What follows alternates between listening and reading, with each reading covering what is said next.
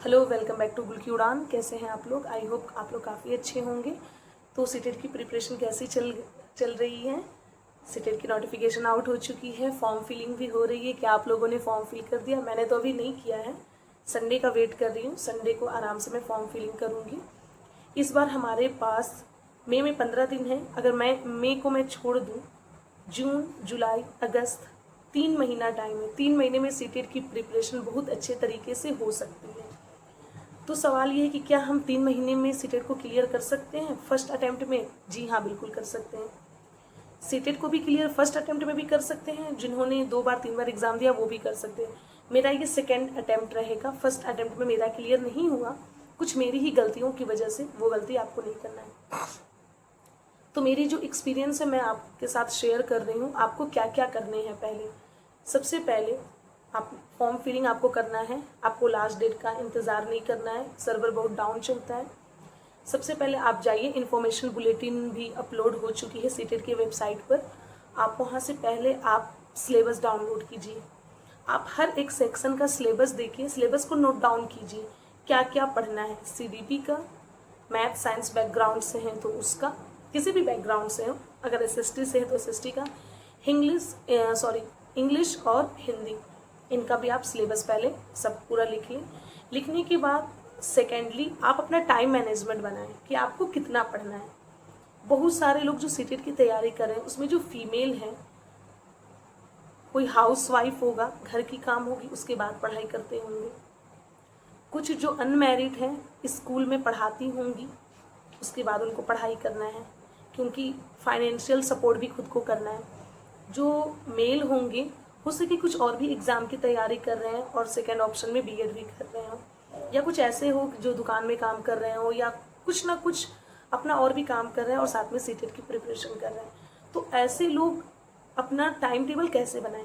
देखिए, आपको 3 से 4 घंटा तो बनाना पड़ेगा, ठीक है? आप दिन में कुछ करें, रात की 7 बजे से लेकर 12 बजे तक का टाइम आप अपना फिक्स कर लें। बीच बीच में 1 घंटा 2 घंटा पढ़ने के बाद आप उठ सकते हैं, उठकर थोड़ा सा आप टहल वहल भी सकते हैं, लेकिन आपको कम से कम अभी 3 से 4 घंटा तो टाइम निकालना पड़ेगा सीटेट प्रिपरेशन के लिए। अगर अभी आपने नहीं निकाला तो सीटेट क्लियर नहीं होगा। और सीटेट क्लियर करना बहुत मुश्किल नहीं है, इजी है, अगर आप चीज़ों को पहले ही अच्छे से समझ लें। अगर आप बिगिनर हैं तो प्लीज़ वीडियो को पूरा देखिए।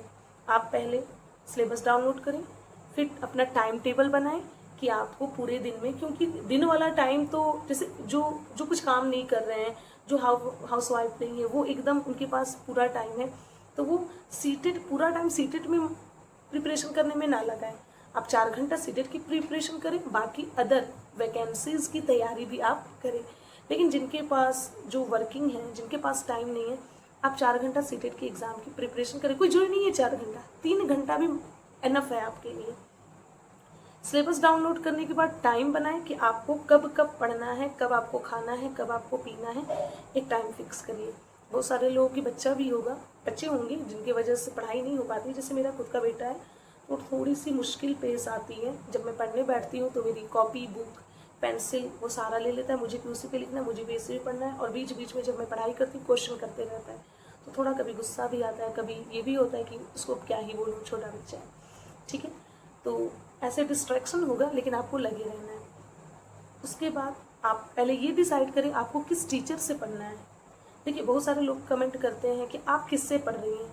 मैं किससे पढ़ रही हूँ वो मैटर नहीं करता है, आपको किसका समझ में आता है वो आप देखिए। हाँ, ये एक चीज़ होता है कि मैं आपको सजेस्ट कर सकती हूँ कि ये मुझे इनका समझ में आता है, बहुत लोगों को आता है, मे भी आपको भी समझ में आए। आपको सीडीपी पढ़ना है, हिमांशी मैम है, सचिन सर है, आप रोजगार विद अंकित पे भी पढ़ाया जाता है, टीचिंग वाले चैनल उनके, टीचिंग बाय रोजगार विद अंकित। आप तीनों लोगों का एक एक वीडियो देखिए, जिनका समझ में आता है सीटेट की सीडीपी की तैयारी करें। साइंस के लिए मैं काजल धामी मैम को आपको सजेस्ट करूंगी। उनकी लेक्चर, पुरानी लेक्चर भी है जो वो व्हाइट बोर्ड पे पढ़ाती थी। अभी तो नया वाला पता नहीं डाल रही हैं कि नहीं, आजकल में यूपी टेट का वो पोस्ट कर रही हैं। तो आप पहले जो सीटेट वाला है ना लेक्चर, आप उनको तब तक देख लें। दोबारा जब वो पढ़ाएंगी तो दोबारा आप जो डिजिटल बोर्ड पे पढ़ा रही हैं आप दोबारा पढ़ लीजिएगा, ठीक है? रिवीजन भी आपका हो जाएगा, नोट्स भी बनाते चले। मैंने देखा है कि साइंस में बहुत सारे क्वेश्चन ना रिपीटेड होते हैं, और वो जिस तरीके से पढ़ाती हैं उतना ही कंटेंट पढ़ाती हैं जो पूछा जाता है बार बार। तो आप काजल धामी मैम से नोट्स बना लें एकदम प्रॉपर जो वो पढ़ा रही हैं, ठीक है। मैथ्स भी उनका कई सारा लेक्चर डाला है, अगर आपको समझ में आए तो उनका देख लीजिए, वरना रोजगार विद अंकित है उन पे भी मैथ्स के वीडियोस अपलोडेड है, आप उनका भी देख सकते हैं। हिंदी और इंग्लिश के लिए फिर से मैं वही कहूँगी, काजल मैम भी पढ़ा रही हैं, हिमांशी मैम भी पढ़ा रही हैं, सचिन सर के भी चैनल पे वीडियोस हैं, आप देख लीजिए, जिनका आपको बेस्ट लगे आप तैयारी करें। मुझे तो हिमांशी मैम और सचिन सर दोनों का अच्छा लगता है, लेकिन मैं हिमांशी मैम को फॉलो करती हूँ, मुझे समझ में आता है। मेरा नहीं निकला, मेरी कुछ कमियां थी जो कि मैं प्रीवियस वीडियो में बता चुकी हूँ, आज मैं नहीं बताऊंगी, इस पर कभी मैं दूसरे दिन डिस्कशन मैं करूँगी, ठीक है। वो बनाने के बाद आपको सीडीपी रोज एक लेक्चर सीडीपी का आप तय कर लीजिए, एक लेक्चर आप साइंस का तय कर लीजिए। पहले आप ये मत कीजिए कि एक ही बार सब नहीं पढ़े, आप सीडीपी और साइंस ये 2 लेक्चर को लेकर चले, या फिर सीडीपी और हिंदी ऐसे लेकर चले, ठीक। और सबसे इम्पॉर्टेंट चीज, क्लास 6 to 8 की अगर एसएसटी पढ़ रहे हैं तो 6 to 8 की एसएसटी का एनसीईआरटी पढ़ें, साइंस पढ़ रहे हैं तो क्लास 6 to 8 की साइंस बुक पढ़ें एनसीईआरटी। मैं आपको दिखाते चलूँ, ये मेरी पुरानी वाली बुक है, ये आपको फ्रंट कैमरा से वीडियो है तो उल्टा दिख रहा है, ये पुरानी वाली एनसीईआरटी मैंने खरीदा नहीं है, हालांकि बड़ा सस्ता मिलता है, आप किसी भी बुक शॉप से जाकर पुराने वाले बुक ले सकते हैं। ये मैंने अपने स्कूल से लिया, स्कूल की लाइब्रेरी से, पढ़कर मैं वापस कर दूंगी, ठीक है। तो मैं अभी पढ़ रही हूँ और मैं नोट्स भी बना रही हूँ खुद से। मैंने आपको बताया था कि अप्रैल के महीने लास्ट महीने में मैंने जो खुद से नोट्स बनाया मैं आपको प्रोवाइड कराऊंगी, लेकिन मेरा इधर बीएड का 4th सेमेस्टर का एग्जाम का नोटिफिकेशन आ गया, उसकी वजह से मैं पूरा नोट्स नहीं बना पाई हूँ। हाँ, आप लोग कहेंगे तो आधा से ज़्यादा नोट्स बन गया, अगर आप कहेंगे तो उस आधा का पीडीएफ मैं बना कर आपको दे दूंगी टेलीग्राम चैनल पे, तब तक आप तैयार कर लीजिएगा। फिर जैसे मेरी बीएड 4th सेमेस्टर की एग्जाम मतलब लास्ट सेमेस्टर की एग्जाम हो जाएगी तो मैं पूरा प्रॉपर बना लूँगी, ठीक। एनसीईआरटी आपको पढ़ना है, रोज एक चैप्टर पढ़ें, ठीक है, आधा नहीं पढ़िएगा, भले ही लेक्चर को स्किप कर दीजिए, आधा पढ़ेंगे फिर आधा दूसरे दिन पढ़ेंगे तो दिमाग थोड़ा सा हो जाए। दूसरी बात, कंसिस्टेंसी होनी चाहिए, शादी है, ब्याह है, मेहमान आ गए, मत 4 घंटा पढ़े, एक ही घंटा पढ़े, लेकिन पढ़े, कंसिस्टेंसी होनी चाहिए। और इस तरीके से आप अपनी पढ़ाई कर सकते हैं। एक सीडीपी और साइंस को साथ में लेकर चलिए, या सीडीपी हिंदी को, जब ये कंप्लीट हो जाए तो आप हैं इंग्लिश और जो चीज़ें ऐसे करें। लेकिन हाँ, मैथ्स जो है, मैथ्स का एक क्वेश्चन जरूर लगाए। देखिए मैथ्स में मैं आपको बता दूं, मैथ्स के अगर सिर्फ आप सीटेट में सिर्फ मैथ्स के पीवाईक्यू कर लेते हैं ना 5 साल के, तो आपका मैथ्स में 20 एबव मार्क्स आ जाएगा, गारंटी ले लो मुझसे, ठीक है। मैथ्स में नहीं कुछ करना है, अगर आपको डिटेल्स पढ़ना है तो पढ़िए, लेकिन डिटेल्स आपको पढ़ना पड़ेगा, क्योंकि सीटेट से तो आपकी नौकरी नहीं मिलने वाली ना, आपको तो भाई वैकेंसी की भी तो तैयारी करनी है ना, तो उसमें भी तो मैथ्स आएगा। आप क्लास 6 to 8 के टीचर बनेंगे, उसमें तो भर भर के मैथ्स आएंगे, तो मैथ्स की तो जानकारी आपको होनी चाहिए।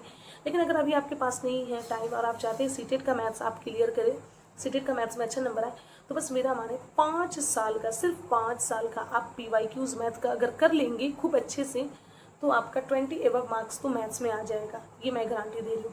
मैंने प्रीवियस ईयर पिछले साल क्या यानी फेब में जो एग्ज़ाम हुआ था, मैंने बहुत सारे पीवाईक्यूज कराए थे, लोगों ने पसंद भी किया था और बहुत सारे व्यूज़ भी उस पर गए थे और काफ़ी लोगों को हेल्पफुल भी रही है। वो वीडियोस आप एक बार देख लें, अगर आपको पसंद आएगा तो मैं शुरू से एक एक साल की वीडियोज़ बनाकर मैं अपलोड करूँगी, और मैं सोच रही हूँ कि अब करूँगी भी, लेकिन थोड़ा सा बस मेरा एग्ज़ाम हो जाए, क्योंकि अभी मैं एग्ज़ाम की प्रिपरेशन कर रही हूँ बीएड वाला, ठीक है। और उसके बाद सबसे जो इम्पोर्टेंट चीज़ है, पीवाईक्यू आपको पढ़ते जाए, पीवाईक्यू जो है वो सॉल्व करते जाए। यहाँ पे मैंने पीवाईक्यूज का बुक अभी मेरे पास यहाँ पे नहीं है, वैसे मैं ओसवाल पब्लिकेशन की ये करती हूँ, ये पुरानी वाली बुक है, अभी नई पब्लिकेशन की आ चुकी है, ठीक है। तो आप पीवाईक्यूज बुक को जरूर फॉलो करें। आप जैसे कम से कम हिमांशी मैम का लेक्चर 10 लेक्चर 15 लेक्चर जब आपने पढ़ लिया है, तो उसके बाद आप पीवाईक्यूज से सीडीपी को सॉल्व करें, कोशिश करें लगाने की। पीवाईक्यूज बहुत जरूरी है। मॉक अभी मत लगाइएगा, अभी मॉक लगाएंगे बिना तैयारी का मार्क्स नहीं आएगा, आप डिमोटिवेट हो जाएंगे। 2 महीना पढ़ने के बाद मॉक लगाइए। एग्ज़ाम से 10-15 दिन पहले आप मॉक मोबाइल में मत लगाइएगा, मोबाइल में लगाइएगा लेकिन आप जो है क्या कहते हैं OMR निकलवा कर और उसमें कोशिश कीजिएगा, क्योंकि यहाँ पे OMR फिल करने में भी काफ़ी टाइम लगता है। मेरे साथ यही प्रॉब्लम हो गया था, OMR फिल करने में मैंने बहुत ज़्यादा टाइम ले लिया था। तो आपको मोबाइल में तो टच करना होता है, लेकिन OMR में आपको हाथ चलानी होती है, तो आपको एग्ज़ाम से 15 दिन पहले ये भी प्रैक्टिस करनी है।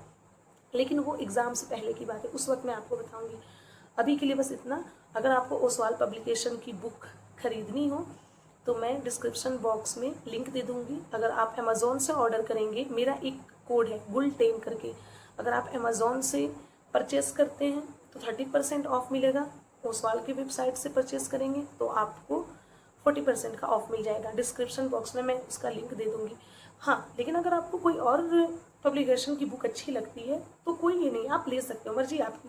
मतलब कि मैं यूज़ करती हूँ ओसवाल पब्लिकेशन, मुझे अच्छा लगता है, इसमें सारी डिटेल्स हैं और सॉल्व्ड क्वेश्चन पेपर भी है। ये पिछले साल की है, अभी नई वाली जो है अपडेट हो गई है, जिसमें फरवरी में जो एग्ज़ाम हुआ था वो भी है विद सॉल्व्ड क्वेश्चंस।